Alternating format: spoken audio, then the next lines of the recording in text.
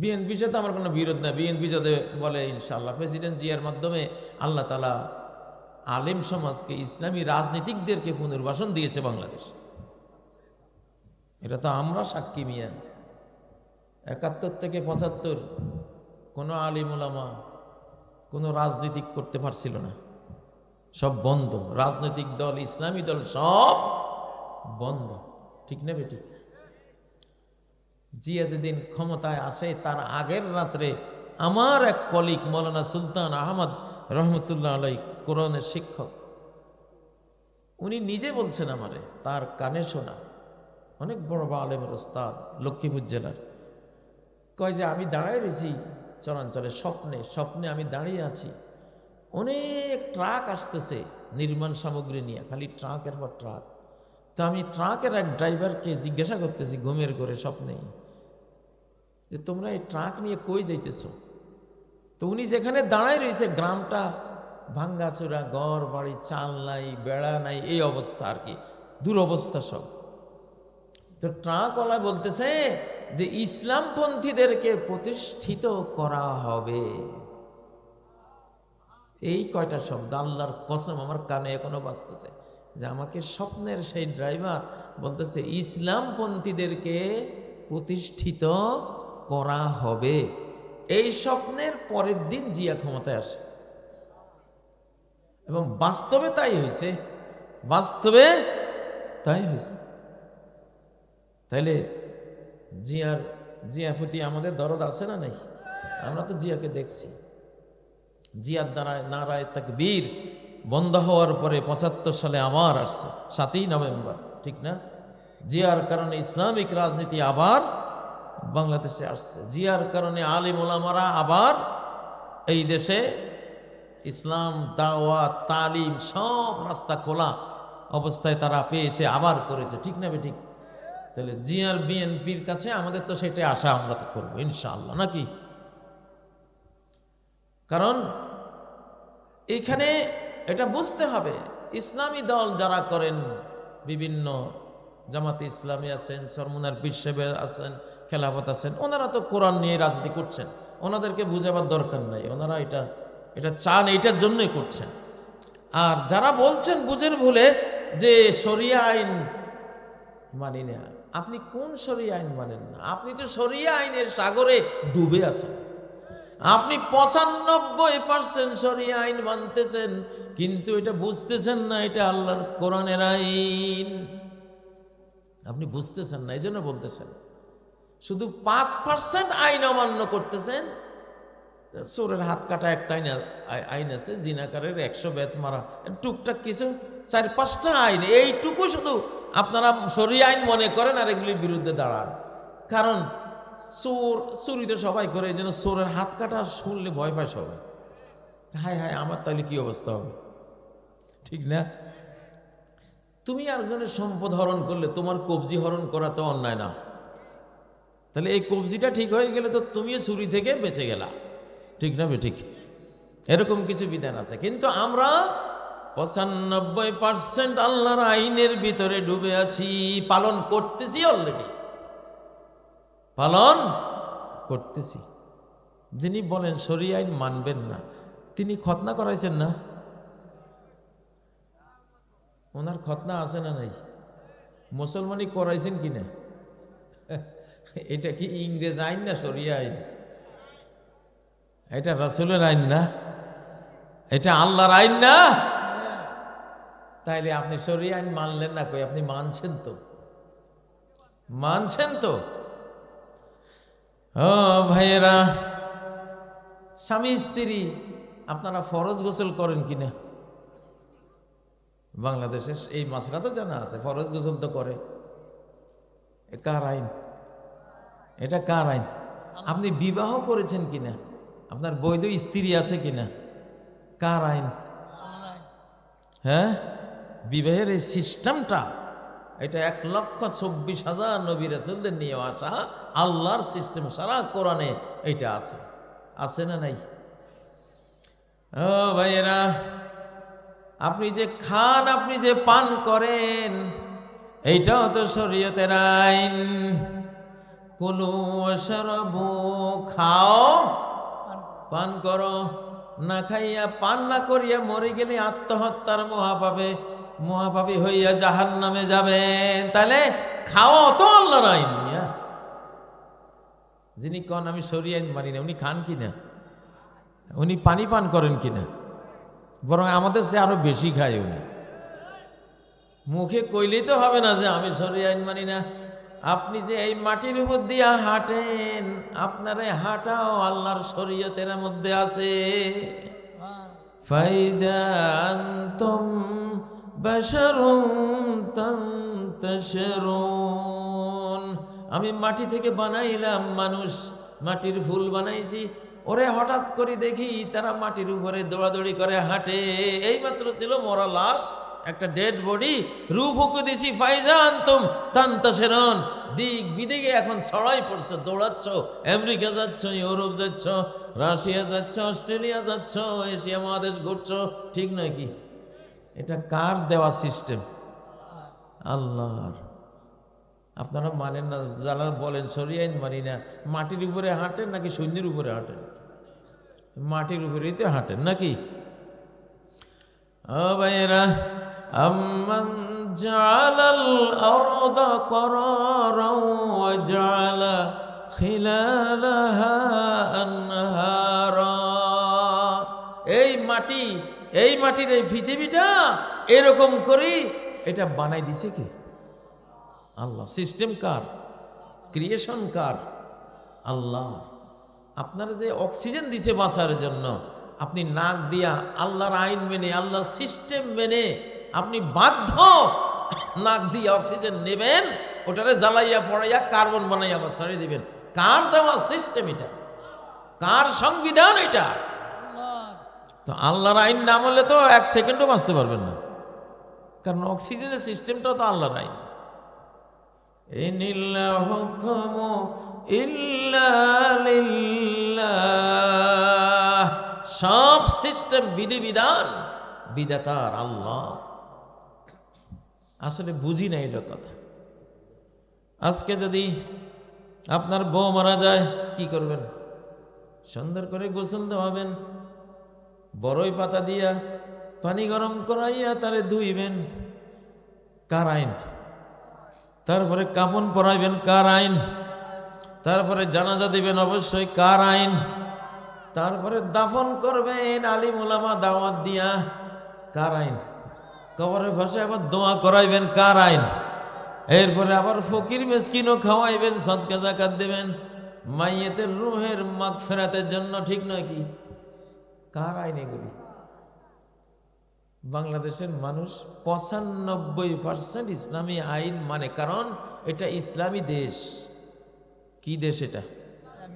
এটা ইসলামী দেশ। ইসলামের মধ্যে ডুবে আছেন। আপনি কিভাবে বলেন যে আমি শরিয়া আইন আমি মানি না? আপনি যে বাবা হয়েছেন ওটা শরিয়া আইন, আপনার স্ত্রী যে মা হয়েছে ওইটা শরিয়া আইন। ঠিক নয় বেঠিক? যে স্পার্ম দিয়া, যে বীর্য দিয়া আপনি বাবা হয়েছেন, ওই বীর্য সম্বন্ধে কোরআনে আছে সূরা ওয়াকিয়ার মধ্যে, আফারাআইতুম মা তুমনুন। একটু শরমের কথাই আল্লাহই কইছেন, আফারাআইতুম মা তুমনুন। ও বেটারা, আমার উপরে অহংকার করিস, আমার উপরে শেঠগিরি দেখাস, তুই যে বীর্যপাত করিস, তোর এই বীর্য কি তুই বানাইছ? কে বানাইছে? আনতুম তাখলুকুনহু, তোমরা কি এটা সৃষ্টি করো? আম নাহনুল খালিকুন, নাকি তোর এই সন্তান সৃষ্টির এই উপকরণটা, স্পার্ম বীর্যটা আমি আল্লাহ বানাইছি? কে বানাইছে? আল্লাহ বানাইছে। তো তুই আল্লাহর আইন মানুষ নাকি? কোন জায়গাত মানুষ না তুই?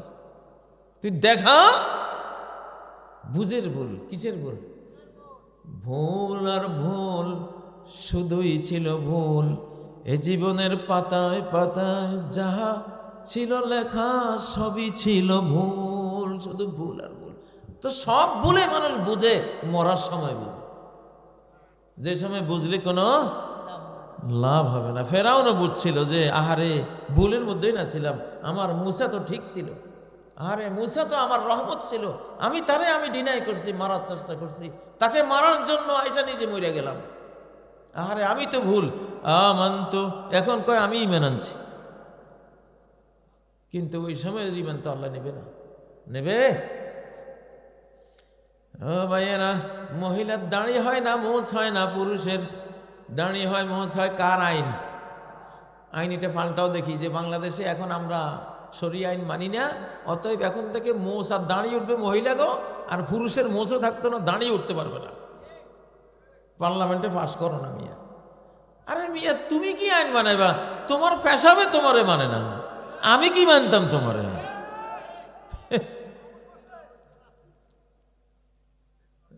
পেশাবে ধরছে মন্ত্রীর আইন, যারা লর্ড আইন বানায় ওনার পেশাবে ধরছে। আমি বললাম না, বসেন মিয়া, উঠতে পারবেন না। 2 ঘন্টা পরে কয়, ভাই আমার তো চেয়ার নষ্ট হয়ে যাবে। না, বসে পরে চেয়ারে পেশাব করে দিয়েছে। কই গেল তো? তোমার পেশাবে তোমারে মানে না মিয়া, তোমার মানুষই কি মানত? হ্যাঁ ও ভাইয়েরা, তোমার রোগে মানে না, ডায়াবেটিসে মানে না। ডায়াবেটিসে দইরা তোমারে 15, 16, 17, 21, 22 পৌঁছাই দিছে। এখন এত টাকা রুজি করো, কলা অর্ধেক, কয় কলা খাইলে অর্ধেক খাইবা, গোস্ত খাইলে 1 টুকরা, আর না খাইয়া যাও খাইলে সবচেয়ে ভালো। কার আইন? কার আইন? রোগ ব্যাধি হইয়া, রোগ ব্যাধি দিয়া হারাম করে শাস্তি দেয়, অথবা যাই কোনো কারণে যে কাউকে তিনি শাস্তি দিতে পারেন। মুমিনকেও পরীক্ষামূলক, আইয়ুব আলাইহিস সালামকে পরীক্ষামূলক 18 বছর রোগ দিছিলেন না, ওটা কোনো দোষ ছিল না, কিন্তু পরীক্ষা। দেখি আমার বন্ধুত্ব কতটুকু তুমি পালন করতে পারো। আল্লাহু আকবার। 18 বছরও একবার আহ করলেন না। আল্লাহু আকবার। ও ভাইয়েরা, তাহলে বোঝা গেল বাংলাদেশের মানুষ আমরা শরীয়তের আইনের মধ্যে ডুবে আছি, কিন্তু আলেমরা বুঝেছে আমি এটা শরীয়তের আইন হিসাবে মানতে আছি, সওয়াব পাইতেছে। আর জাহেলটা বুঝতেছে এটা কোনো শরীয়তের আইন না, এই জন্য সওয়াবও পাইতেছে না। আপনি যাই না বুঝে যখন পালন করবেন, সওয়াবটা যুক্ত হবে। আর বুঝতেছেন যে এটা এমনি, এটা আমাদের সমাজে আছে, আমরা করতেছি, এটা আল্লাহর আইন হিসাবে পালন না করলে সওয়াবটা যুক্ত হবে না। সময় এসেছে এখন নিজের ভুলগুলি ভাঙ্গার, নাকি সময় আসে নাই? অবশ্যই সময় এসেছে। ও ভাইয়েরা, এখন বাংলাদেশকে রক্ষা করতে হবে, আমাদের তাওহীদ দিয়ে রক্ষা করতে হবে। সব ধরনের শিরিক বর্জন করলে মুশরিকের আক্রমণ থেকে আসমানি ফেরেশতা চলে আসছে সাহায্য করার জন্য ইনশাআল্লাহ। হযরত ইব্রাহিমকে মুশরিক বাদশা জ্বালায় দিতে চেয়েছিল, আগুন দিয়া অগ্নিকুণ্ড বানাইয়া জ্বালিয়ে দিতে চেয়েছিল কিনা? কিন্তু হযরত ইব্রাহিম ছিলেন তাওহীদের নবী, একত্ববাদের নবী। সামান্যতম শিরিকও তিনি তার অন্তর জগতে জায়গা দেন নাই। এই জন্য মুশরিকের জ্বালানো অগ্নিকুণ্ড, সেই অগ্নিকুণ্ড মৌলবাদী হইয়া ইব্রাহিমের পক্ষ হইয়া আল্লাহর হুকুমে তারে শান্তি দিছে। জ্বালানো তো দূরে থাকো, তার জন্য এসি আগুনে রূপান্তরিত হয়ে গেছে, ঠিক না? তাহলে বাংলাদেশকে, এই যে ভূমিকম্প আসছিল, আলেম ওলামারা সবাই কথা বলেছে, দোয়া শিখিয়েছে, ইস্তিগফার শিখিয়েছে, আল্লাহর কাছে কান্নাকাটির কথা বলেছে, জনগণ কেঁদেছে, আল্লাহর কাছে তওবা ইস্তিগফার করেছে, আল্লাহ তাআলা আযাবটা থামাইছেন, ঠিক না? ঠিক। ও ভাইয়েরা, এখন জমিনেরটা গেছে, এখন মানব কর্তৃক আক্রমণের প্রস্তুতি চলছে পুরা দমে। এখান থেকে ফাইট আমরা তো করবো ইনশাল্লাহ।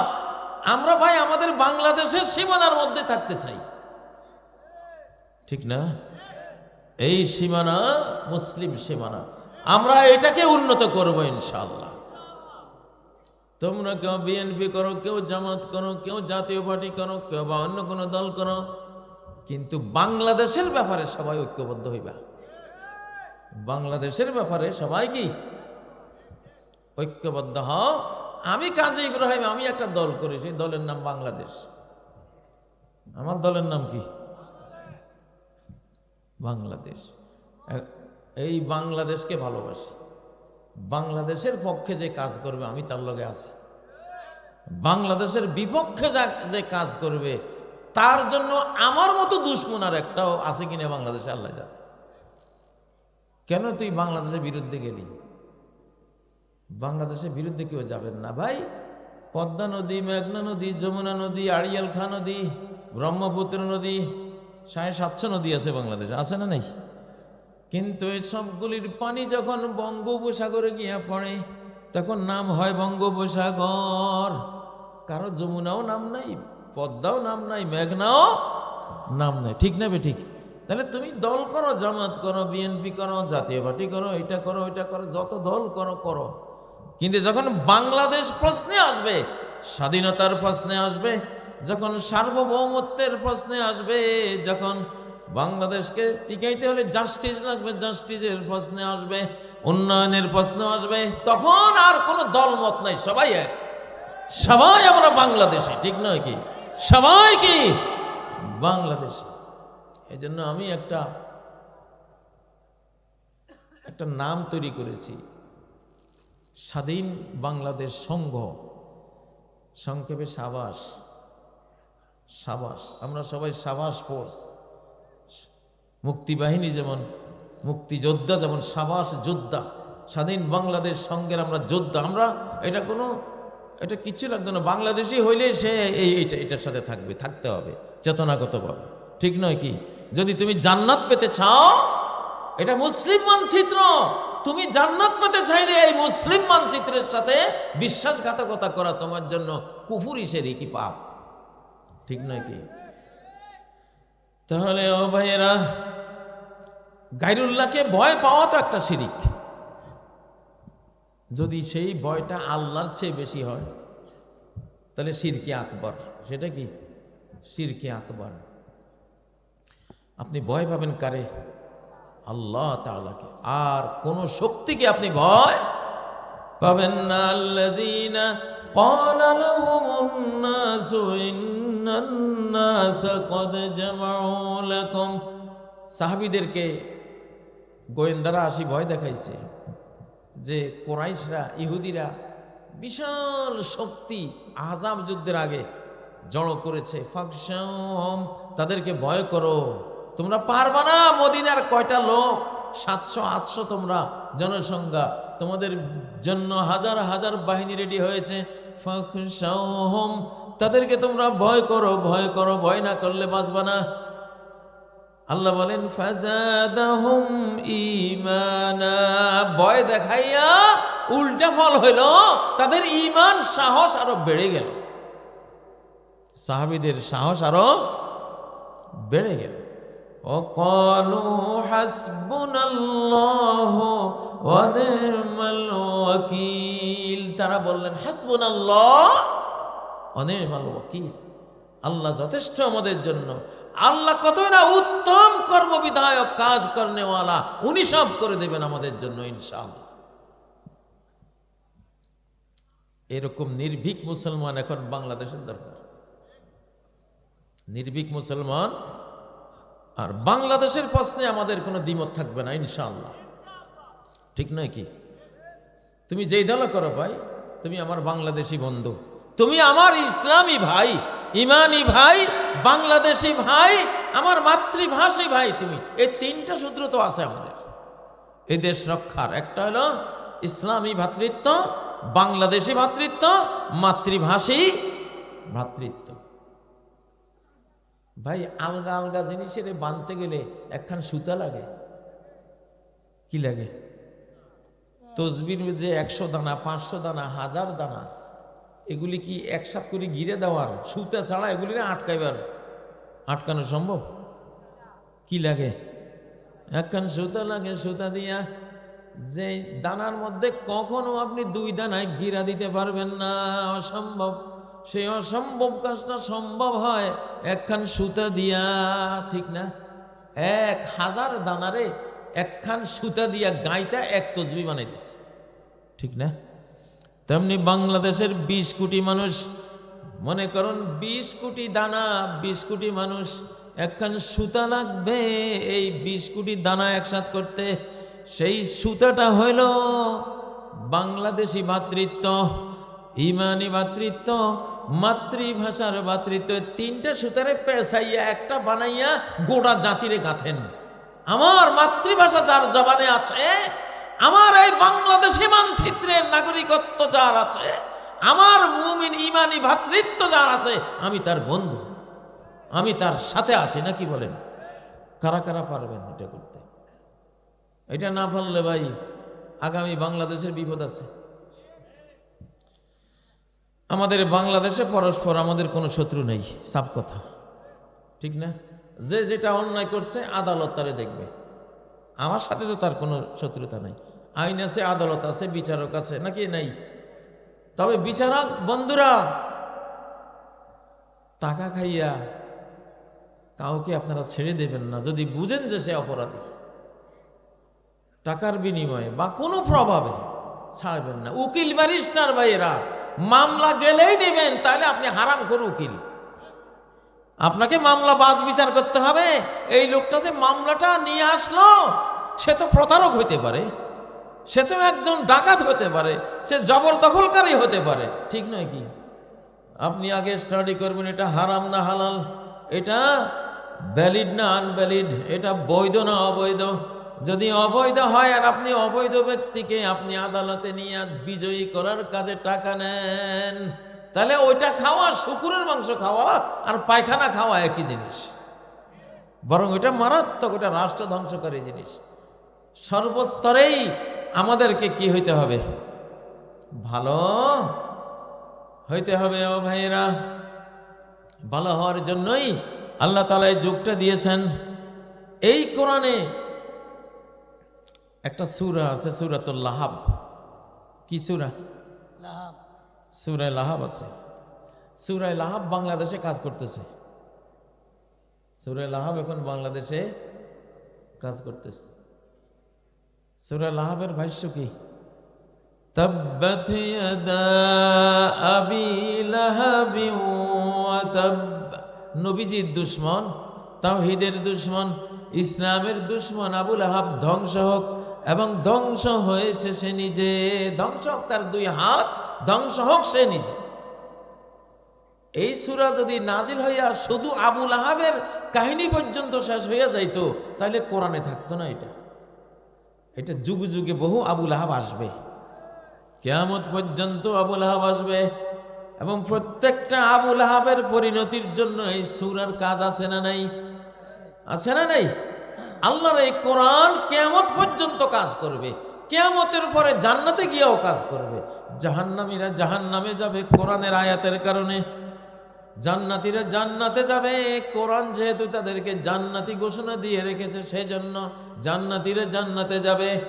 আকাশ কিয়ামতের দিন ফেটে যাবে, কারণ কি? সেই ফেটে যাওয়ার কথা কোরআনের মধ্যে রেকর্ড করা হয়েছে। কোরআনে আল্লাহ যা বলেছেন, বলার কারণে সেটা যুগে যুগে ঘটতে থাকবে। কারণ আল্লাহ তাআলা তিনি কোনো জিনিসপাতি দিয়া কাজ করেন না, তিনি কোনো যন্ত্র ব্যবহার করে কাজ করেন না, তিনি কোনো মাল ম্যাটেরিয়ালস দিয়ে কাজ করেন না, র ম্যাটেরিয়ালস দিয়ে কাজ করেন না। তিনি বিল্ডিং বানাতে চাইলে আমাদের জন্য স্বর্ণরূপার বিল্ডিং যে জান্নাতে বানিয়েছেন, কোনো কোম্পানি থেকে স্বর্ণরূপা আমদানি করে বানান নাই, শুধু কথা দিয়ে বানাইছেন। আল্লাহ তাআলার সকল কাজ কি দিয়ে করেন? কথা দিয়ে করেন। সেই কথাই তো এই কোরআনে। তাহলে এই কোরআনের পাওয়ারটা কি? আতাই কালামুন ওয়া মানি কালাম। আমার দান একটা কথা, আবার আমি বঞ্চিত করি একটা কথা, জীবন দেই। যদি বলি তুমি জীবিত হও, সে জীবিত হয়ে যায়। যদি বলি মরে যাও, সে মরে যায়। সব সৃষ্টির মৃত্যুর পরে আল্লাহ তাআলা মালাকুল মউতকে বলবেন, মরে যাও, মুত ইয়া মালাকুল মউত, মরে যাও হে মালাকুল মউত। সাথে সাথে ওই অর্ডারের কারণে মরে যাবে। ঠিক না ঠিক? তাহলে নবীর দুশমনের ধ্বংসের কথা সূরা লাহাবে আছে না নাই? আরো বহু সূরায় আছে, খুব সংক্ষেপে এই সূরার মধ্যে আছে। এটা মনে রাখেন, এই যুগে তাওহীদের দুশ্মন, কোনো আল্লাহর দুশ্মন টিকবে না, থাকবে না। ওয়ায়ুহলিকুল্লাহু ফি জামানিহিল মিলালা কুল্লাহা ইল্লাল ইসলাম। হযরত ঈসা আলাইহিস সালাম আসবেন, তার যুগে সব ধর্ম আল্লাহ নিচ্ছিন্ন করে দেবেন। হিন্দু ধর্ম নিচ্ছিন্ন করে দেবেন, বৌদ্ধ ধর্ম নিচ্ছিন্ন করে দেবেন, খ্রিস্টান ধর্ম নিচ্ছিন্ন হয়ে যাবে, ইহুদি ধর্ম নিচ্ছিন্ন হয়ে যাবে। পৃথিবীর কোনো ধর্মই থাকবে না ইল্লাল ইসলাম, থাকবে শুধু ইসলাম। ও ভাইয়েরা, দুনিয়ার শুরুতেও ইসলাম ছাড়া কোনো ধর্ম ছিল না। আদম থেকে 10 প্রজন্ম পর্যন্ত, হযরত নূহ পর্যন্ত 10 করুন, 10 শতাব্দী, 10 শতাব্দীর মধ্যে মুসলিম ছাড়া একজনও হিন্দু, বৌদ্ধ, খ্রিস্টান, ইহুদি কিছুই ছিল না। নূহ আলাইহিস সালাম থেকে আস্তে আস্তে মানুষ শিরিকি ধর্মে যাওয়া শুরু হয়েছে, আযাব গজব শুরু হয়েছে। প্রথম প্লাবন আসে নূহের যুগে, হযরত নূহ আলাইহিস সালামের যুগে। হযরত নূহ আলাইহিস সালামের যুগে কোনো ভূমিকম্প ছিল না, কোনো সাইক্লোন হয় নাই, কোনো মহামারী আসে নাই, আকাশ থেকে কোনো দাবানলও আসে নাই, কোনো আযাব গজব আসে নাই, কারণ সবাই মুসলিম, সবাই তাওহীদবাদী, সবাই পুণ্যবান, সবাই আল্লাহওয়ালা। আযাব কেন আসবে? আযাব আসার মতো কোনো পাপ তো ছিল না, সেজন্য কোনো আযাবও আসে নাই। যত আযাব শুরু হয়েছে যখন মানুষ শিরিক আরম্ভ করেছে, পাপ আরম্ভ করেছে, সেই যুগটা হলো নূহ আলাইহিস সালামের যুগ থেকে পরবর্তী। এজন্য সূরা বনী ইসরাঈলের 17 নম্বর আয়াতে আল্লাহ কি বলেন? ওয়াকাম আহলাকনা মিনাল কুরুনি মিন বা'দে নূহ, কত জাতিকে আমি ধ্বংস করেছি মিন বা'দে নূহ, নূহের পরে। মিন কাবলে নূহ, নূহের আগে এটা আল্লাহ বলেন নাই। ধ্বংস করেছেন কখন? নূহের পরে, নূহের পরে। কারণ নূহের পরে ধর্ম নষ্ট করে শিরকি ধর্ম আবিষ্কার করা হয়েছে। মানুষ কবর পূজা করেছে, মাজার পূজা করেছে, পীর পূজা করেছে, ঠিক না বেঠিক? আচ্ছা, বাংলাদেশকে বাঁচাতে হইলে তাওহীদ লাগবে। তাওহীদ একটা হলো তাওহীদুর রুবুবিয়্যাহ, সৃষ্টি এবং দান, দানের তাওহীদ, সৃষ্টির তাওহীদ, দানের তাওহীদ। কুল মাখলুকাতের সব কিছুর সৃষ্টিকার আল্লাহ, এটা একটা তাওহীদ। যত দান আমাদের জীবনে আছে, একটা লবণের কণা সহ, একটা পানির বিন্দু সহ, আমি যে মাইক দিয়ে ওয়াজ করি, এই মাইকের টোটাল সিস্টেমটা, এটাও কার সৃষ্টি? আল্লাহর সৃষ্টি। কারণ এটা বানাইছে মানুষে। মানুষ বানাইছে কে? আল্লাহ। মানুষকে এটা বানাবার বুদ্ধি যোগাইছে কে? এটা বানাবার জন্য প্লাস্টিক লাগে দিয়েছে কে? লোহা লাগে দিয়েছে কে? বিদ্যুৎ লাগে দিয়েছে কে? তাহলে এইটাও কার সৃষ্টি? মানুষ শ্রমিক হিসাবে আল্লাহ ব্যবহার করেছেন, ইনডাইরেক্ট সৃষ্টিটা কিন্তু তার। ইন্নাল্লাহা ইয়াসনাউ কুল্লা সানিইন ওয়া সানাতাহু, প্রত্যেক নির্মাতার স্রষ্টা আল্লাহ, সে যা নির্মাণ করেছে তার স্রষ্টাও আল্লাহ। তাওহীদ রুবুবিয়্যাহ। যত দান চেয়ারম্যান সাহেব দিলে আপনি কি বুঝবেন চেয়ারম্যানে দিছে? কে দিয়েছেন? কোন স্ত্রীকে যদি স্বামী একটা বিরাট গিফট করে, সেটা কি আসল দাতা কি স্বামী না আল্লাহ? নবীজি বলতেন, এই মাসলাটা বুঝাইতেন, ইন্নামা আনা কাসিমুন ওয়াল্লাহু ইউতি, আমি পরিবেশক। আমি কি? পরিবেশক, খাদিমদার, বন্টনকারী। দাতাকে আল্লাহু ইউতি। তাওহীদের একটা মূল মাসালা, মূল মাসালা। মানুষ অংশ ভুল করে যে এটা চেয়ারম্যান সাহেব দিছে, আল্লাহর নামে নেয় না। বলতে হবে এটা চেয়ারম্যান সাহেব, আল্লাহ, আল্লাহ চেয়ারম্যানকে দিয়ে এটা আমাকে দান করাইছে। জমি এটা আমার বাপে দিছে, এটা না, আমার আল্লাহ দিছে, আমার বাবার মাধ্যমে দিছে, ঠিক না বেঠিক? স্ত্রী বলবে যে এটা আমার স্বামী দিছে, মানে আল্লাহ দিয়েছেন, আমার স্বামী পাইপলাইন, স্বামীর উসিলায় আল্লাহ আমার এটা দিয়েছে। প্রত্যেকটা কথার মধ্যে তাওহীদও আছে, শিরকও আছে। আমি এই রোগ থেকে মুক্তি পেয়েছি, আল্লাহ আমারে মুক্তি দিয়েছেন এই ডাক্তার সাহেবের উসিলায়। আমি এই জ্বর থেকে আমি মুক্তি পেয়েছি এই ঔষধের উসিলায়, আল্লাহ আমারে ভালো করেছেন এই ওষুধটা খাইয়া, ঠিক না বেঠিক? তাহলে প্রত্যেকটা জিনিসে তাওহীদও আছে, আবার কি আছে? শিরকও আছে। যিনি দেন সব তিনি হন রব, যিনি দেন সব তিনি হন রব। এটা হলো রুবুবিয়তের তাওহীদ। দ্বিতীয় তাওহীদ হলো তাওহীদুল উলুহিয়া, মাবুদ হিসাবে তাওহীদ একত্ববাদ। আমি যেহেতু আল্লাহর সব ভোগ করতেছি, আমার জীবনের সব কিছুর পাওনাকে আল্লাহ। আমার প্রত্যেকটা সেজদার পাওনাদারকে, আমার প্রত্যেকটা দোয়া প্রার্থনার পাওনাদারকে, হ্যাঁ আল্লাহ না? আমার অন্তরের ভয়ের পাওনাদারকে, আমার অন্তরের আশা ভরসার পাওনাদারও কে? আল্লাহ। এটা হলো তাওহীদুল উলুহিয়া। আমার দিক থেকে যা ইবাদত বন্দেগী যাবে সব আল্লাহর দিকে যাবে। কার দিকে যাবে? কুল ইন্না সালাতি ওয়া নুসুকি ওয়া মাহইয়ায়া ওয়া মামাতি লিল্লাহি রাব্বিল আলামিন। বলো আমার সালাত, আমার কোরবানি, আমার জীবন, আমার মরণ সব কার জন্য? সব কার জন্য? আল্লাহর জন্য। এইটা বুঝলে আমরা কি মাজারে গিয়ে সেজদা দেব? আমরা কি কোনো পীর সাহেবের সেজদা দেব? কোনো বিরাট বটগাছ হলে বটগাছের নিচে আমরা কি মাথা নোয়াইব? হ্যাঁ, কোনো বড় দেশ, তার অনেক শক্তি, তাকে কি মন দিয়ে আমি ভয় পাবো? ভয় জমা দিব কার কাছে? আল্লাহর কাছে। আগামী বাংলাদেশকে যদি রক্ষা করতে চান তাহলে তাওহীদ দিয়া রক্ষা করবেন। কি দিয়া? তাওহীদ এমন একটা জিনিস, চরম মুশরিক মানুষ, মূর্তি পূজারী মানুষ যখন জাহাজের মধ্যে ঝড়ের মধ্যে পড়ে, ঘূর্ণিঝড়ের মধ্যে পড়ে, তারা তখন মূর্তিরে ডাকে না। ঘূর্ণিঝড়ে সাইক্লোনে পড়ে কোনো জাহাজওয়ালারা, জাহাজের যাত্রীরা কখনো মূর্তি ডাকে না। কারে ডাকে? আল্লাহ ডাকে। তখন আল্লাহ বাঁচায় যে যাক, তুই মুশরিক হলেও তুই বিপদের সময় আমারে ডেকেছিস, আমার তাওহীদের উপরে এসেছিস, আমি তোরে আজকে বাঁচাই দিলাম।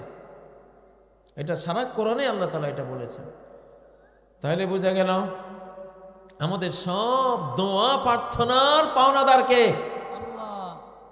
এই কিতাব তো সারা কোরআন আসছে শুধু একটা জিনিস শেখাবার জন্য, সেটা হলো এই তাওহীদ। সর্বক্ষেত্রে কি? তাওহীদ। কিতাবুন ফুসসিলাত আয়াতুহু কিতাবুন উহকিমাত আয়াতু। এমন কিতাব যার প্রত্যেকটা আয়াতের মধ্যে বিজ্ঞান আর হিকমত দিয়ে পরিপূর্ণ করে রাখা হয়েছে, তাফসীল করা হয়েছে মহাবিজ্ঞানী আল্লাহর পক্ষ থেকে। উদ্দেশ্য কি? আল্লাহ তা'বুদু ইল্লা ইয়্যাহ, তোমরা ইবাদত করবা শুধু কার? শুধু কার?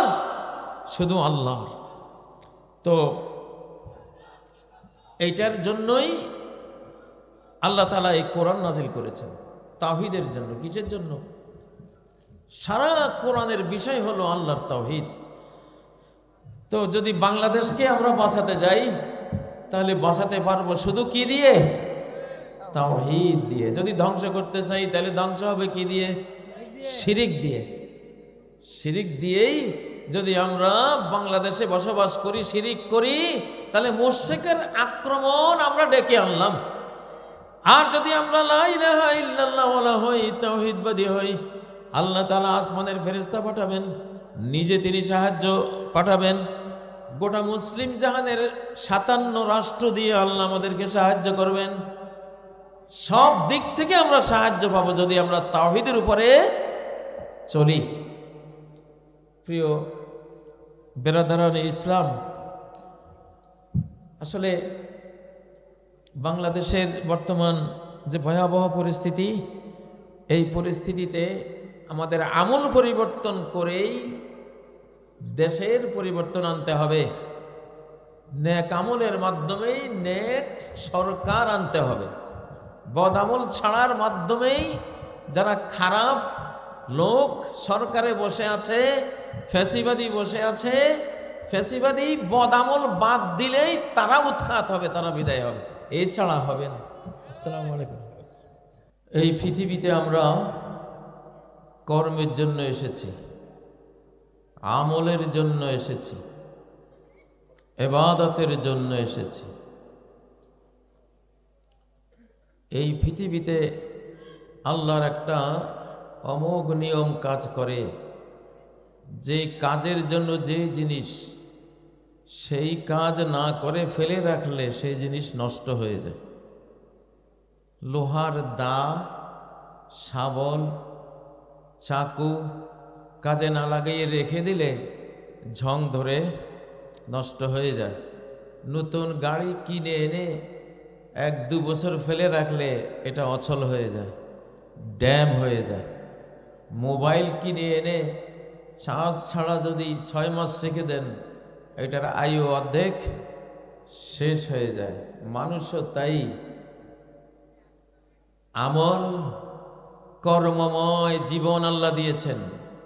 আমল করবেন, তেলাওয়াত করবেন, 5 ওয়াক্ত সালাত পড়বেন, শেষ রাতে জাগবেন, তাহাজ্জুদ পড়বেন, জিকির আজকার করবেন, কৃষি করবেন, সেটাও ইবাদত, ব্যবসা করবেন, সেটাও ইবাদত, বিদেশ গমন করবেন, সেটাও ইবাদত।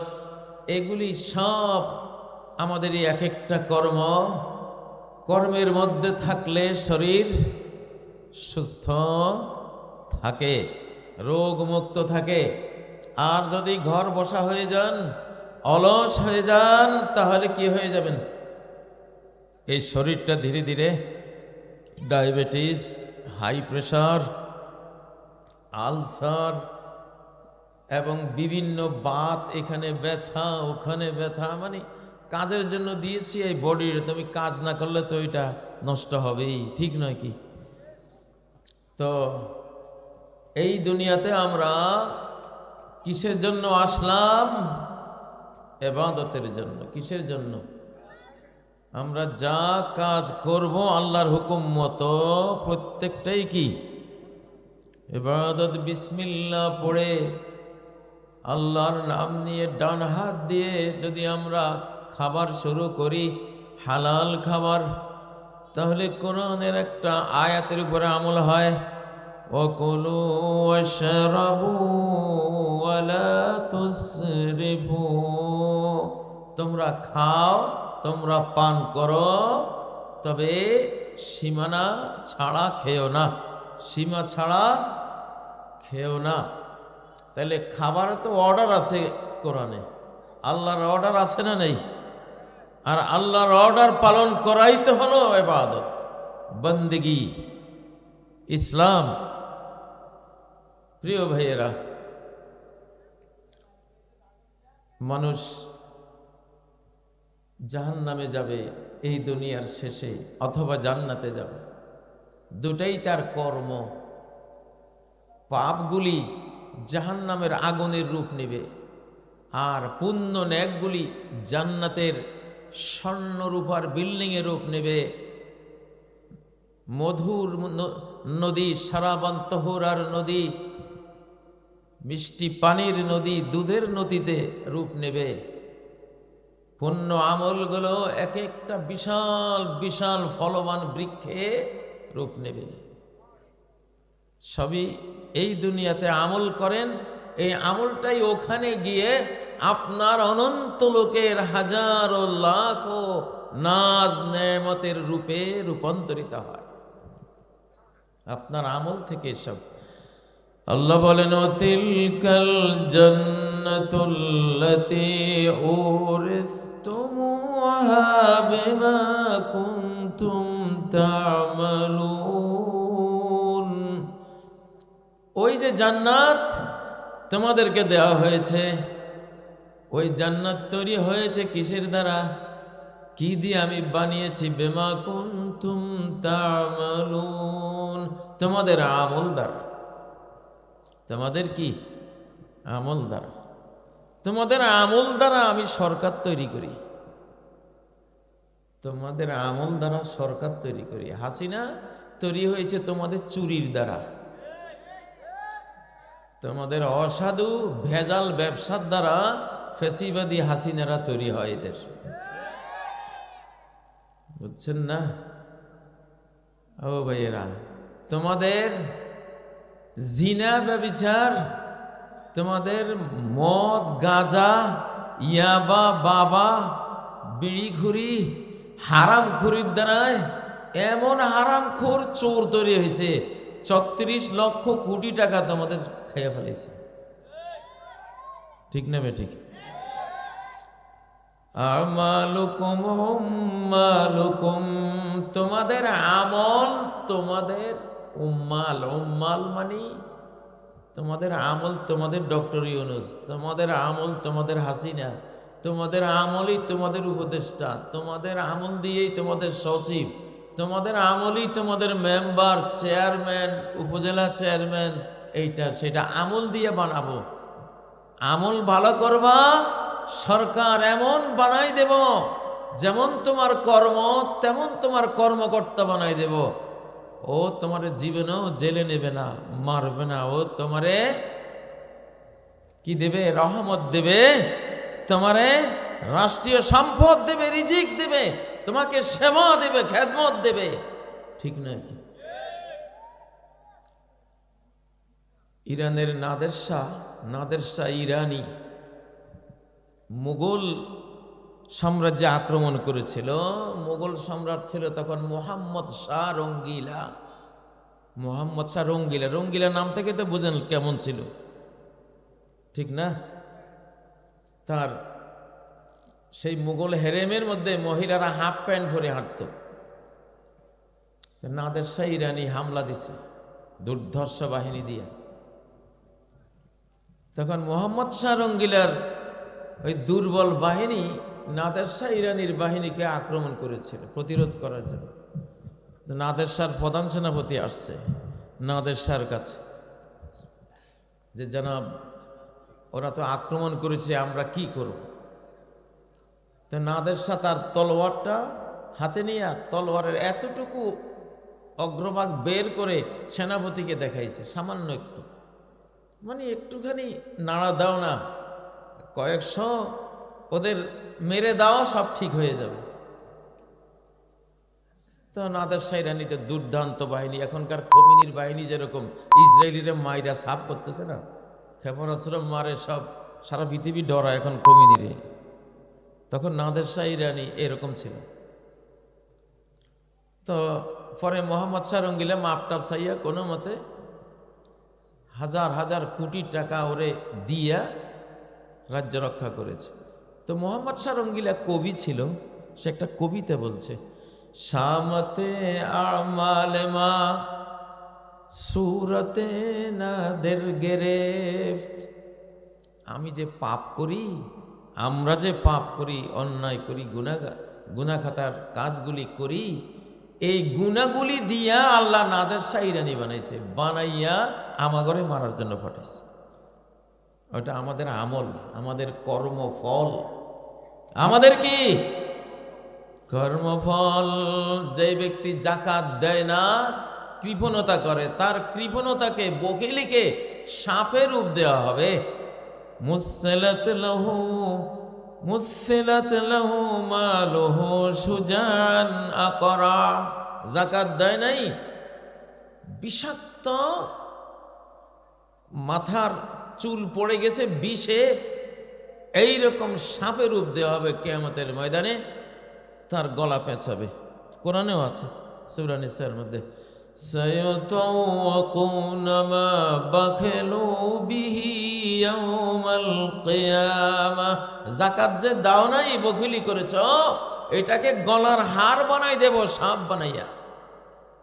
সায়াতাওয়াকুন, নেকলেস বানিয়ে দেওয়া হবে বিষাক্ত সাপ তৈরি করে।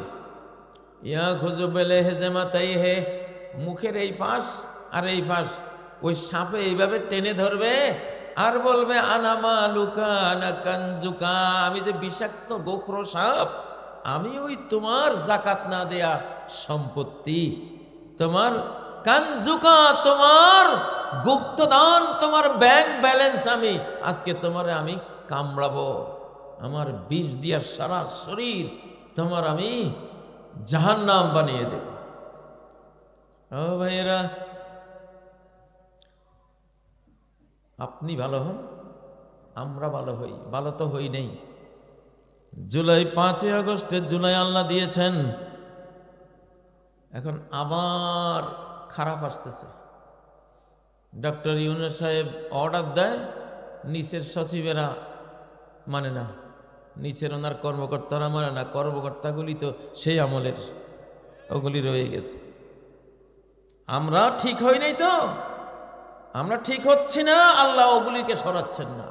আমরা ঠিক হইলে অটোমেটিক আল্লাহ তাআলার কারিশমায় ওগুলি বাংলাদেশ থেকে আউট হয়ে যাবে সব। কিন্তু আমরা কি ঠিক হচ্ছি? এই জন্য ও ভাইয়েরা, এখনো আমাদের বাংলাদেশ অনেকটা ভালো হয়েছে আলহামদুলিল্লাহ। যতটুকু ভালো হয়েছি ততটুকু ভালো পেয়েছি, যেটুকু ভালো হয় নাই সেইটুকু ভালো পাই নাই। আপনি জুলুম ছাড়েন, আমি জুলুম ছাড়ব, তাহলে জালিম সচিবালয় থেকে, মন্ত্রণালয় থেকে উৎখাত হয়ে যাবে। জুলুমটাই জালিমের রূপ নেয়, জুলুমটাই কি জালিমের রূপ নিছে। ও ভাইয়েরা, জাহান্নামের সমস্ত শাস্তি, সমস্ত আযাব গজব মানুষের কর্মফল, মানুষের কর্ম গিয়া, আমল গিয়া ওখানে বিচ্ছু হয়, আমল গিয়া ওখানে সাপ হয়, আমল গিয়া ওখানে আগুন হয়, আমল গিয়া ওখানে পুঁজ হয়। ইন্নামা হিয়া আমালুকুম, বান্দারা আমারে দোষ দিও না। যা ভালো পাও অথবা শাস্তি পাও, নেয়ামত পাও অথবা গজব অভিশাপ পাও, ইন্নামা হিয়া আমালুকুম, সব তোমার কর্ম, সব তোমার কর্ম।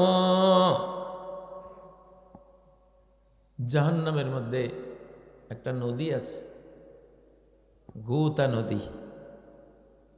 এই গুতা নদী তৈরি হয়েছে ইয়াবা, বাবা, মদ, গাঁজা, বিড়ি, সিগারেট এগুলি দিয়া।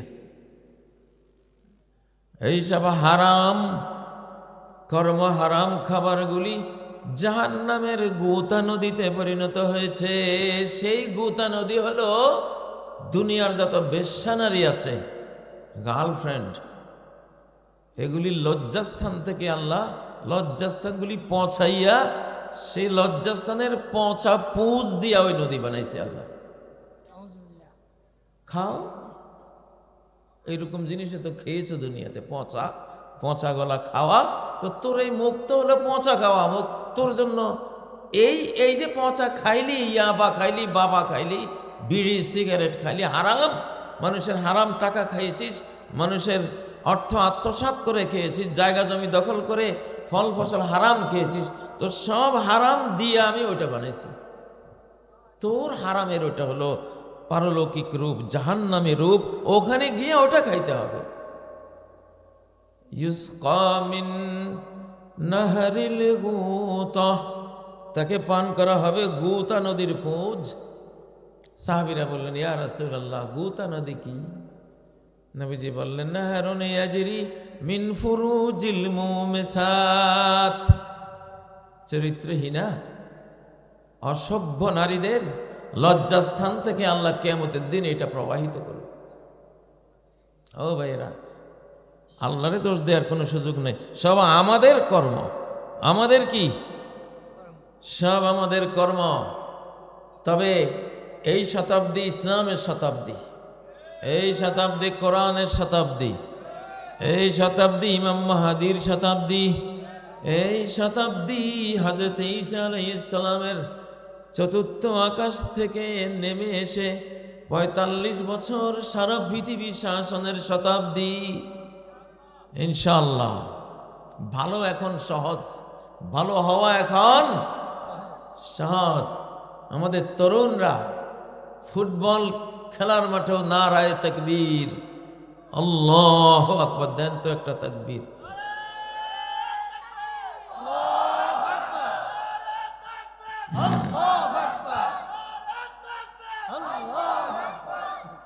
ও ভাইরা,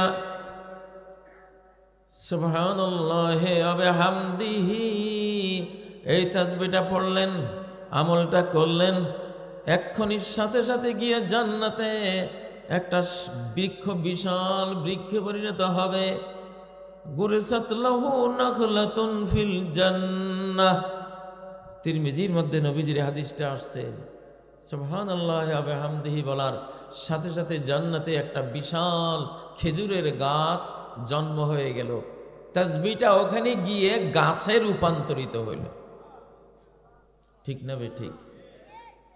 আমেরিকা থেকে ব্যাংকে আপনার জন্য ডলার পাঠাইছে, বাংলাদেশে এসে সে $100 120 বাংলাদেশি টাকায় রূপ নিছে। ঠিক না? আপনাকে বাংলাদেশের ব্যাংকে তো ডলার দেবে না, কি দেবে? টাকা দেবে। $100 $500 পাঠাইছে, এখানে এটা বাংলাদেশেরটা রূপ নিছে। এরকম এই জমিন থেকে তাসবিহ পাঠান, এটা ঊর্ধ্ব জগতে গিয়ে জান্নাতের নাজ নেয়ামতে পরিণত হবে। মেরাজের রাতে নবীজির সাথে হযরত ইব্রাহিম আলাইহিস সালামের দেখা। হযরত ইব্রাহিম আলাইহিস সালাম নবীজিকে বললেন, ইন্নাল জান্নাতা তাইয়্যিবাতুত তুরবাতি আযবাতুল মা। এই জান্নাত বিশাল জান্নাত। বাংলাদেশের একজন মেথর, ইমানদার মেথর যদি মারা যায়, আর সে যদি সর্বনিম্ন জান্নাতি হয় সারা পৃথিবীর সর্বকালের মুসলমানদের মধ্যে, তাহলেও সে 65টা পৃথিবীর সম্রাট। 65 পৃথিবীর সম্রাট। আল্লাহু আকবার।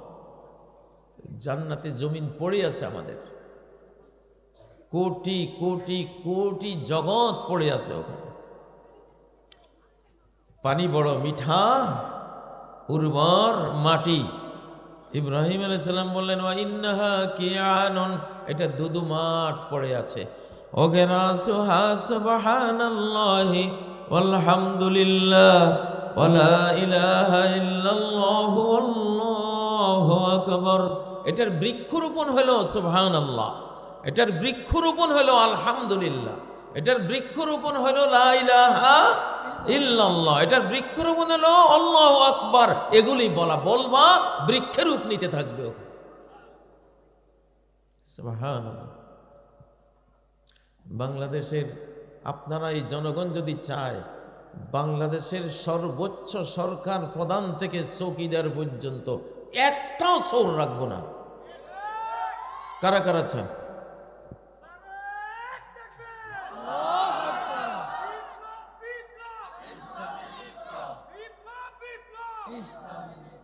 আপনারা সবাই চুরি ছেড়ে দেন, একটাও চোর থাকতে পারবে না।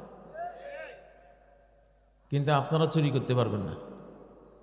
ব্যবসায় বাণিজ্যে কারো আইল ঠেলতে পারবেন না। আপনার জমিনের যে আইলটা আছে ওখানেই আপনি সীমিত। আরেকজন একটা প্রতি বছর কোদাল দিয়ে কাটতে কাটতে কাটতে কাটতে কাটতে দেখা যায় 2 বছর পরে আপনি 1 হাত চলে গেছেন। চুরি না? চুরি না? আপনার এই গ্রামের চুরি সরকারের সচিবালয়ে জমা হইয়া চোর সচিবের রূপ নেবে। জনগণের চুরিগুলি চোর মন্ত্রীতে রূপ নেয়। বুঝেন না? আন্দোলন করি কেবল সরকার ঠিক করা যায় না। আন্দোলন করে কিছু হয় হয়, কিন্তু আসল পাঠ হলো আমাদের আমল। আসল পাঠ কি? আমাদের আমল। আপনারা চান আগামী বাংলাদেশ একেবারে ওসমান হাদির মতো এক একটা সরকারি মন্ত্রী, এমপি, সরকার আসুক? চান? তাহলে চুরি বাদ দেন। কারা কারা নিয়ত করতে পারতেছেন যে আল্লাহ আমি নমাজেও চুরি করব না? সবচেয়ে বড় চুরি হলো নমাজের চুরি। রুকুতে যায় আর উঠে, রুকুতে যায় আর উঠে। এই এটা সে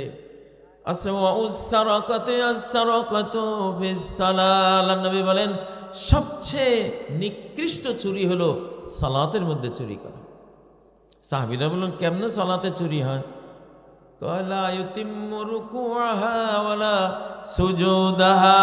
রুকুটা ঠিক মতো করে নাই, চুরি করছে।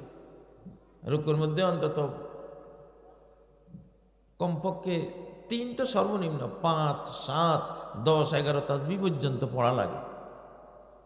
সে খালি রুকুতে যায় আর ওঠে, মানে 1 তাসবিহ পড়ার টাইম নেই।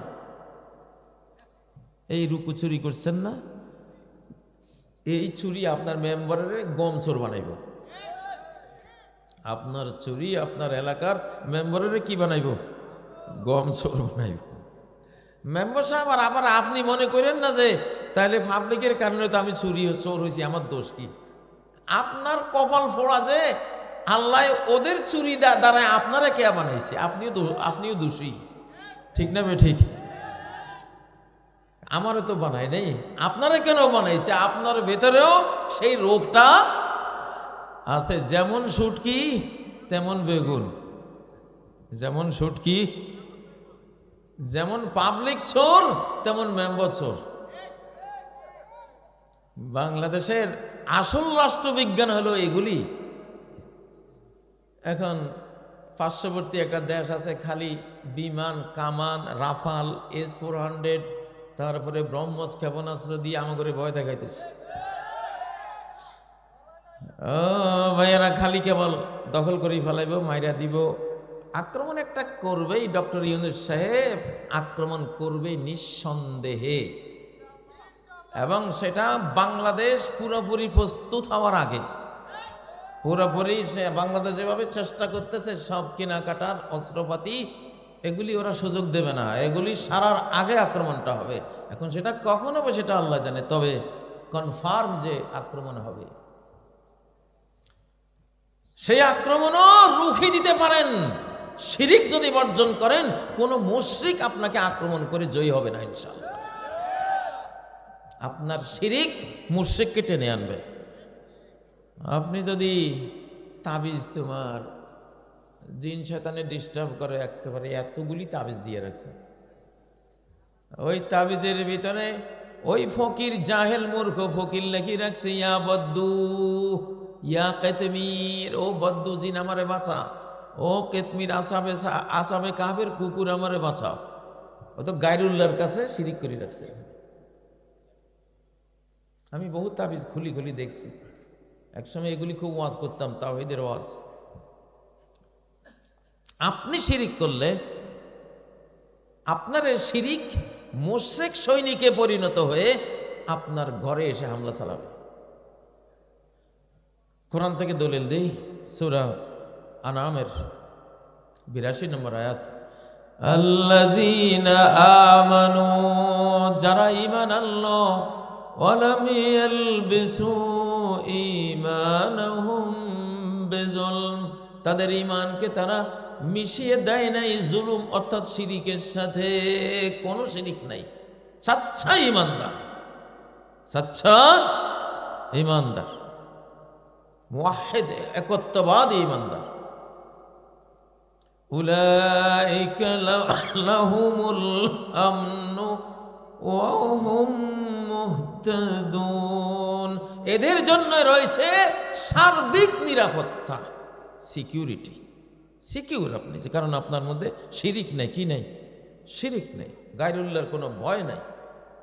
আপনাকে ভয় করতে বলা হয়েছে আল্লাহরে, আপনি ডরান ভারতেরে, আপনি আল্লাহকে ভয় পাবেন। বাংলাদেশে অলরেডি ফেরেশতা ফোর্স এসে গেছে, এটা যারা দেখার তারা দেখছে ফেরেশতা ফোর্স। কারণ আল্লাহ তো জানে যে ওরা নিয়তটা কি করতেছে। মুশরিকরা এই মুসলিম মানচিত্রে আক্রমণের আট ঘাট লেগে বাঁচছে, এটা কি আল্লাহর কাছে গোপন? অতএব আল্লাহর বাহিনীও নেমে গেছে, অলরেডি প্রস্তুতি চলছে, শেয়ানে শেয়ানে। তো ফেরেশতার সাথে পারবে না। কিন্তু বাংলাদেশকে তারা অপ্রস্তুত অবস্থায় আক্রমণ করবে। আমাদের কিচ্ছু নেই তো, বিগত 15-17 বছরে বা এই পর্যন্ত যারা দেশ চালাইছে সব তো গোলামির, অধিকাংশ গোলামিগিরি করছে, তাই না? কিছুই স্বাধীনভাবে কেনা যায় নাই, করা যায় নাই। এখন শুরু হয়েছে যে 10C কিনা, পাকিস্তানের সাথে পারমাণবিক লেনদেন করা বা ডিল চুক্তি করা, যে বাংলাদেশ হামলা করলে মানে পাকিস্তানকে হামলা করা, পাকিস্তানকে হামলা করলে বাংলাদেশকে হামলা করা হবে বা হচ্ছে। কিন্তু মাত্র তো আতুর গড়ে শত্রু চাচ্ছে এগুলি করে সারার আগে হামলাটা করে দেব, অপ্রস্তুত অবস্থায়। তো আকাশ কিন্তু প্রস্তুতি নিয়ে নিছে।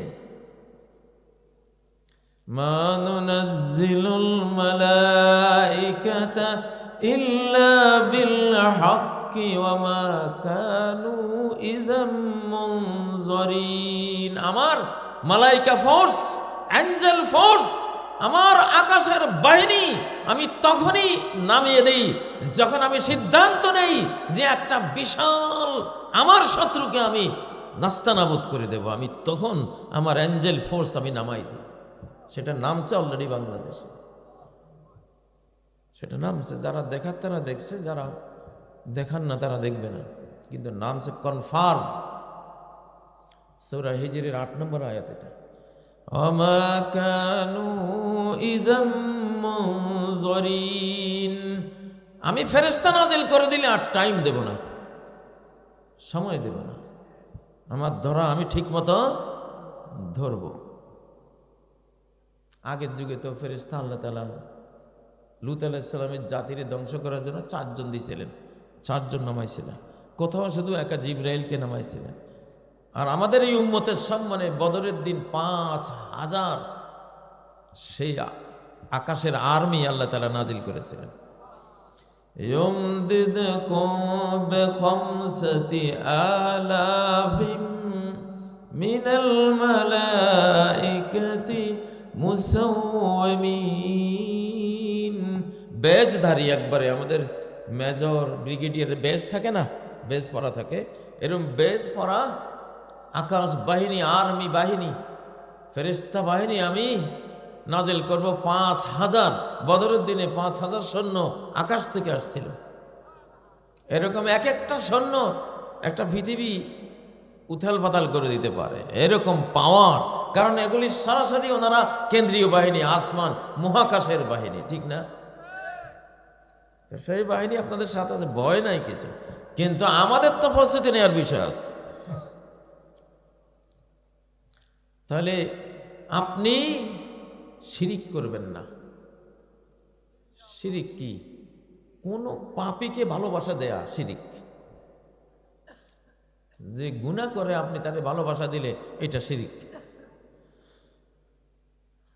আনতুহিব্বা আলা জাওরিন আও তুবগিদা আলা আদলিন। ঈমানের যেমন সর্বনিম্ন একটা শাখা আছে, ইমানের 70-এর বেশি শাখার মধ্যে সর্বোচ্চটা হলো লা ইলাহা ইল্লাল্লাহ বলা, আর সর্বনিম্ন হলো ইমাতাতুল আযা আনিত তরিক, রাস্তা থেকে কষ্টদায়ক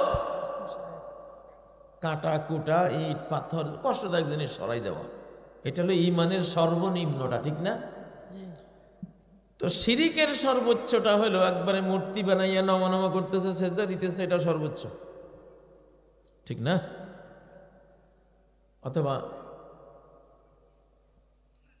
একজন পীর সাহেবকে বলতেছে বদর ওই যে ফরিদপুরের দিকে বদর পীর বলে ডাকে, যখন কালবৈশাখী নৌকা বা জাহাজকে ধরে ওরা বদর পীরের কাছে আশ্রয় চায়। অনেক মাঝিরা মূর্খ মাঝি, তো বদর পীর তোমারে বাঁচাইব? হ্যাঁ, বাঁচাইবে কে? আল্লাহ। ভালো করো আল্লাহ রাসূল, ভালো করো পীর। জসিমউদ্দিনের সম্ভবত কবর কবিতা, না জানি কোন কবিতা লেখা আছে, ভালো করো আল্লাহ রাসূল। আরে ভালো করো আল্লাহ তাআলা, আল্লাহ ছাড়া কেউ ভালো করতে পারে না। ওটা রাসূলদেরকে ক্ষমতা দেন নাই, পীর সাহেবদেরকেও ক্ষমতা দেন নাই, ঠিক না বেঠিক? আল্লাহ তাআলা 99 নামের এক নাম হলো শাফি, রোগ নিরাময় দানকারী। আল্লাহুম্মা রাব্বান নাস মুযহিবাল বাস। ও আল্লাহ, আপনি মানুষের রব, আপনি সব রোগ ব্যাধি দূরকারী, শিফা দানকারী। ইশফি আনতা শাফি, আপনি শিফা দেন, আপনি একমাত্র শিফা দানকারী। লা শাফিয়া ইল্লা আনতা, আপনি ছাড়া রোগ নিরাময় দেয়নেওয়ালা আর কেউ নাই, ঠিক নয় কি? তাহলে এখন তো অনেক রুগীরা মনে করে ডাক্তার সাহেব ভালো করে দিছে। যদি মনে করে ওষুধে ভালো করেছে, শিরিক করেছে। যদি মনে করে যে ডাক্তার ভালো করেছে, শিরিক করেছে। যদি মনে করে যে আল্লাহ ভালো করেছেন, তাওহীদ পালন করেছে। ভালো করে কে? সাম্রাজ্য কার? বান্দাবান্দি কার? রোগ ব্যাধি সৃষ্টি কার? নিরাময় সৃষ্টি কার? যার সৃষ্টি তার কাছে চাও। এই মুহূর্তে পার্শ্ববর্তী ভারতের আক্রমণ বা বিদেশি আক্রমণ প্রতিহত করার সবচেয়ে বড় ক্ষেপণাস্ত্র হলো তাওহীদ। তাওহীদ।